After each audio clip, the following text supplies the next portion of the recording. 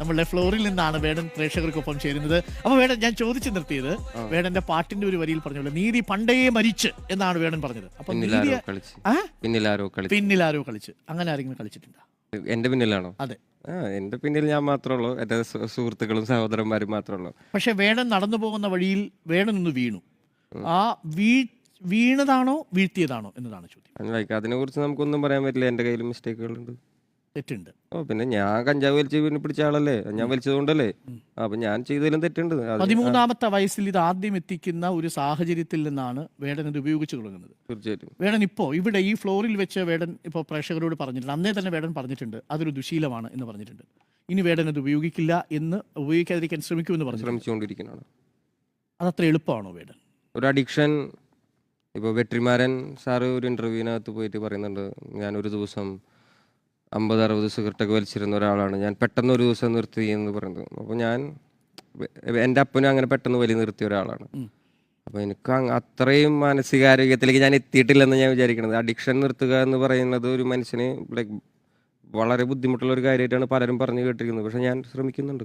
കഞ്ചാവ് ഇനി ഞാൻ ഉപയോഗിക്കില്ല എന്നുള്ളത് ഉറപ്പായിട്ട് നമ്മളിപ്പോൾ പറയുന്നു. ബാക്കിയുള്ള കാര്യങ്ങൾ ഞാൻ പരമാവധി ശ്രമിക്കും. അഡിക്ഷൻ എന്നുള്ളത് അല്ലേ, അങ്ങനെയാണ് ഞാൻ വിചാരിക്കുന്നത്. തീർച്ചയായിട്ടും. കാര്യം അത് നമ്മുടെ ഇത് കണ്ടുകൊണ്ടിരിക്കുന്ന ഇപ്പം നിരവധി പ്രേക്ഷകരുണ്ട്, കുട്ടികളുണ്ട്, ഇത് കണ്ടുകൊണ്ടിരിക്കുന്നവർ, അനിയന്മാരുണ്ട്. നമ്മൾ എപ്പോഴും അനിയന്മാരോട് പറയാനുള്ള എന്താണെന്ന് അറിയോ, ഞാനിങ്ങനെ ഈ ലൈവ് ഷോസിനൊക്കെ പോകുമ്പോഴേ, ഒരു ദിവസം ഞാൻ ആലപ്പുഴയിൽ മാരാരി ബീച്ചിൽ ഒരു ഷോയ്ക്ക് പോയി. അപ്പോൾ ഒരു അപ്പനും മോനും കൂടിയിട്ട് എന്നെ കാണാൻ വന്നിരിക്കുകയാണ്. ഈ മോന് അവനുണ്ടാവും ഒരു 15 വയസ്സൊക്കെ ഉണ്ടാവും. അവൻ്റെ അപ്പൻ ഉണ്ട് ഒരു 10-35-40 വയസ്സിനടുത്തുള്ള ഒരാൾ. രണ്ടുപേരും മദ്യപിച്ചിട്ടുണ്ട്. 15 വയസ്സുള്ള മോനും അപ്പനും കൂടി മദ്യപിച്ചിട്ടാണ് വന്നേക്കുന്നത്. അപ്പോൾ എനിക്കിത് ഇവനോട് പറയാൻ പറ്റില്ലെന്നേ. അപ്പനും അവനും കൂടിയിട്ട് അടിച്ചിട്ടാണ് വന്നേക്കണത് എന്നെ കാണാൻ വേണ്ടിയിട്ട്. ഇത് ഭയങ്കര, ഞങ്ങൾ ചെറുത് അടിച്ചിട്ടാണ് വന്നിരിക്കുന്നത് വേടൻ ചേട്ടനെ കാണാൻ വേണ്ടിയിട്ടുള്ള ഒരു മോനും കൊണ്ടാണ് വന്നേക്കണത്.